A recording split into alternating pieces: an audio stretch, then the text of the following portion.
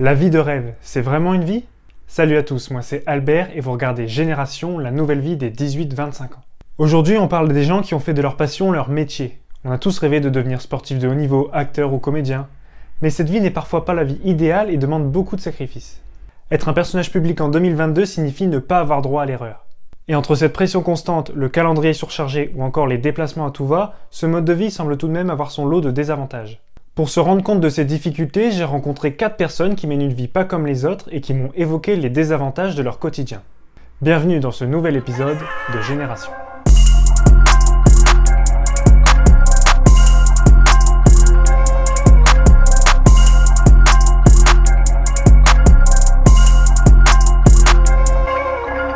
Pour répondre à ces questions, j'ai donc rencontré 4 personnes. Lucie Carlier, basketteuse professionnelle, Jojo Bernard, humoriste, Jérémy Janot, ancien footballeur, et Luca Lomidze, judoka professionnel. Mais je vais plutôt les laisser se présenter et nous expliquer leur parcours. Alors moi c'est Lucie, je viens d'avoir 32 ans, je suis basketteuse professionnelle depuis mes 16 ans. Donc j'ai commencé à Dunkerque jusqu'à mes 21 ans. Et puis j'avais envie d'autre chose au bout d'un moment. Du coup je suis partie à l'étranger, j'ai fait un an en Ukraine. D'accord. Voilà, après ça je suis rentrée en France, j'ai joué en National 2, donc c'est le 4e niveau français, à Châteauroux. Ensuite j'ai été en National 1, donc 3e niveau à Montbrison, c'est la banlieue. C'est proche de Saint-Étienne, où j'ai fait 2 années. La première année c'est très bien passé, on est monté au niveau supérieur, donc en 2e division, en Ligue 2. J'ai dû faire 4 mois je crois et je me suis fait les croisés. Voilà, donc rééducation.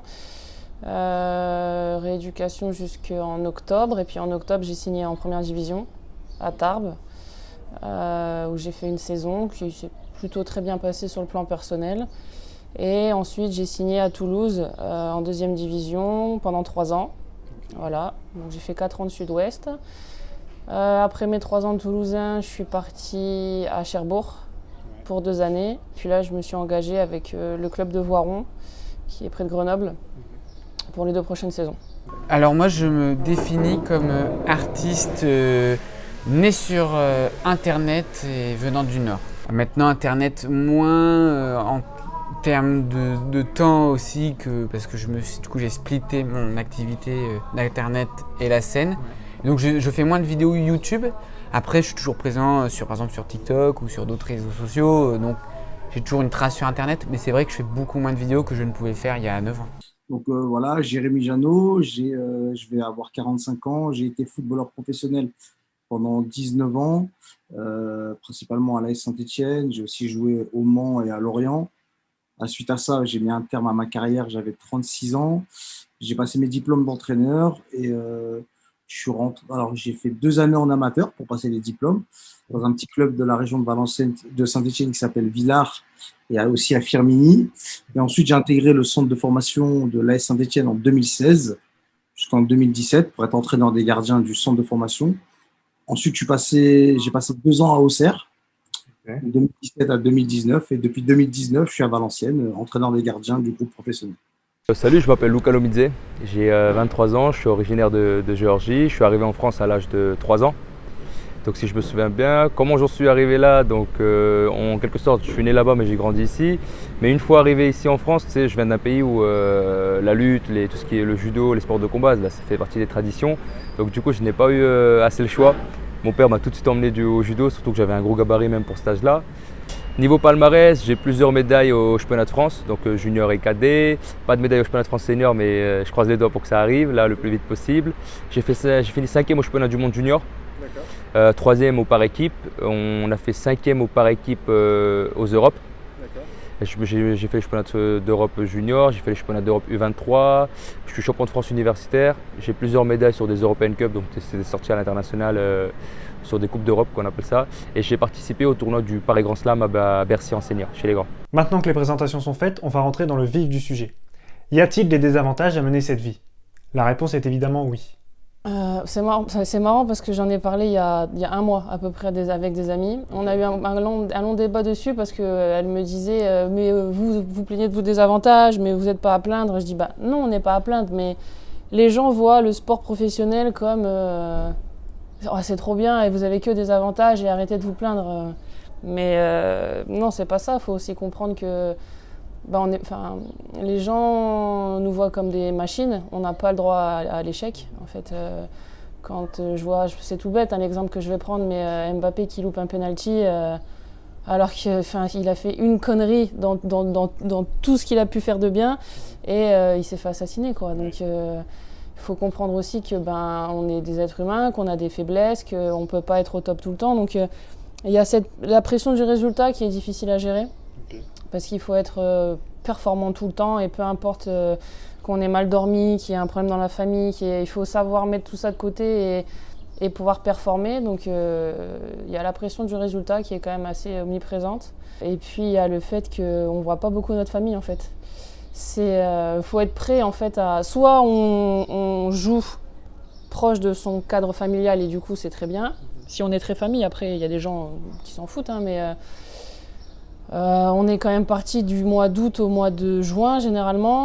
Donc voilà, les gens disent aussi ah vous n'êtes pas à plaindre, vous avez 3 mois de vacances l'été, mais c'est pareil, c'est pas 3 mois de vacances, c'est parce que pendant ces 3 mois on peut pas ne rien faire. Il faut qu'on s'entraîne. Donc voilà, donc il y a aussi oui, je suis partie en vacances, mais je suis partie une semaine. Je vais pas partir 3 mois en vacances sans rien faire pour arriver en août et galérer sur la reprise, quoi. Donc tu es dépendant des gens, de est-ce qu'ils vont vouloir venir te voir, est-ce qu'ils savent que tu es là et du coup c'est pas évident parce que tu vas déjà financièrement, si ta salle elle est pas complète, tu vas pas gagner beaucoup d'argent et si ta salle elle a pas beaucoup de monde, tu vas en perdre parfois. Donc il y a ce côté-là, il y a le côté financier qui est peut-être le plus dur à atteindre, je pense, quand on est artiste. Réussir à se dégager un salaire qui correspond à un SMIC, c'est déjà pas mal, tu vois. Et donc, une fois que tu as ça, après, c'est un métier où tu peux monter vite et tu peux très vite descendre. Et pareil sur Internet, moi je l'ai vu très vite, moi j'ai buzzé, je suis vite redescendu. Et donc, je pense que la difficulté que j'ai réussi à outrepasser, mais parfois tu as des coups de blues qui reviennent quand même, c'est de réussir à garder le positif de ce que tu fais. Parce que voilà, c'est un métier où tu dois tout le temps essayer d'intéresser les gens. C'est un métier où tu dois être aimé. On vit en décalé.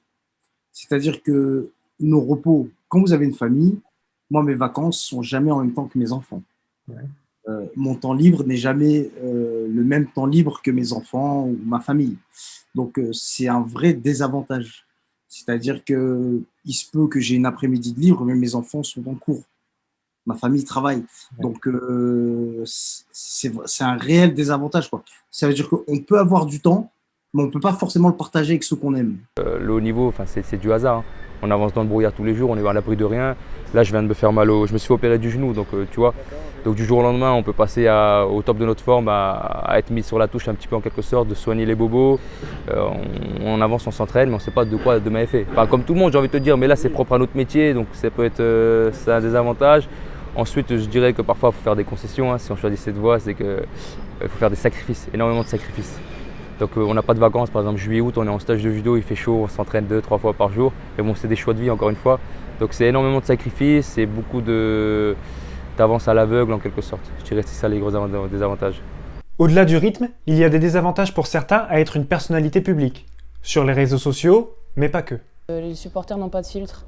Et quand c'est en face à face, ils en ont un peu plus, mais quand c'est sur Internet, quand je vois le petit reportage là, qui était sorti par l'équipe sur Hugo Gaston et la tennisman française, des messages qu'ils ont pu recevoir après les défaites, alors moi, à mon échelle, Dieu merci, j'en ai pas, mais Hugo, je le connais très bien et c'est pesant, quoi. C'est des gens qui, en plus, en face à face, n'oseraient même pas dire une chose pareille. Donc, Internet, ça a ouvert un peu une porte aux imbéciles, je pense. Parfois, ça arrive, hein. On est au resto, je suis avec ma famille, voilà, et puis t'as un mec qui vient, je peux faire une photo. Moi, ça me dérange jamais. Moi, ça me dérangera jamais. Mais parfois, quand c'est le 20e de la soirée, parce que t'es dans un coin très étudiant, qui te connaît bien, voilà, les gens ils disent c'est bon, quoi, tu vois, on peut faire autre chose. Ça dépend de tout.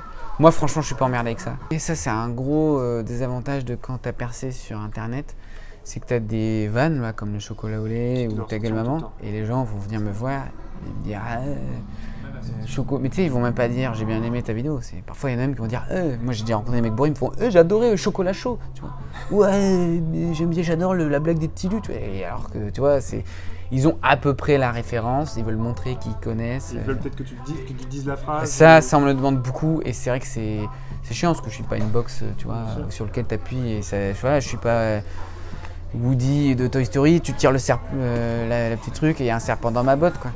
Ouais, mais c'est vrai que c'est un peu fatigant, voilà, les gens qui viennent te voir avec tes propres blagues pour essayer de te faire rire, mais je la connais, c'est moi qui l'ai inventée, quoi.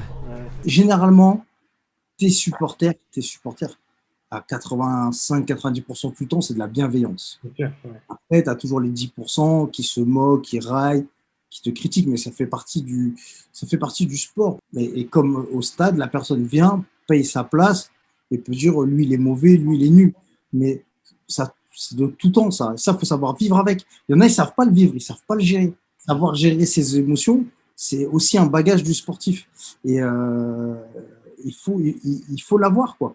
Ça peut être contraignant. C'est vrai que quand les réseaux sociaux pour ça, parce que tu te fais moquer, il y a des gifs, il y a des montages sur toi, tu vois. Et moi, je pense qu'il faut le prendre avec humour. Alors avec cette pression et ce rythme, on pourrait se demander si finalement ils ont des regrets. Mais pas tant que ça, puisque au final, chacun aime vraiment son métier et est conscient de la chance qu'il a. Des regrets, non. Non, parce que j'en serais pas là où j'en suis aujourd'hui et je suis plutôt fière de mon parcours. Ouais, ouais, j'ai des regrets, mais bon, en même temps, non. Tu vois, il y a la question quand j'ai démarré la scène. Est-ce que je reste dans le Nord, chez moi, où je connais bien tout ça, ou est-ce que je bouge à Paris? Parce que Paris, c'est là où tout se fait. Et donc, mine de rien, quand tu vois des collègues qui sont allés à Paris et qui ont rencontré les bonnes personnes et qui ont monté un peu plus vite que toi, tu dis « Ah ouais, j'aurais dû aller à Paris ». Mais bon, d'un autre côté, mon chemin, il est quand même bien. Et en fait, j'ai aussi, il y a aussi un aspect financier à Paris qui est quand même très différent. Et donc, mine de rien, j'ai quand même bien vécu. Moi, j'ai une vie en dehors de la scène. Je suis très épanoui dans ma vie de famille et ma vie sociale. Donc je trouve que c'est cool. C'est sûr que maintenant, là, comme j'ai passé tous mes diplômes d'entraîneur de gardien de but, ça veut dire que j'ai acquis un savoir sur le poste que j'aurais aimé avoir en étant joueur. Ouais. J'aurais peut-être été meilleur.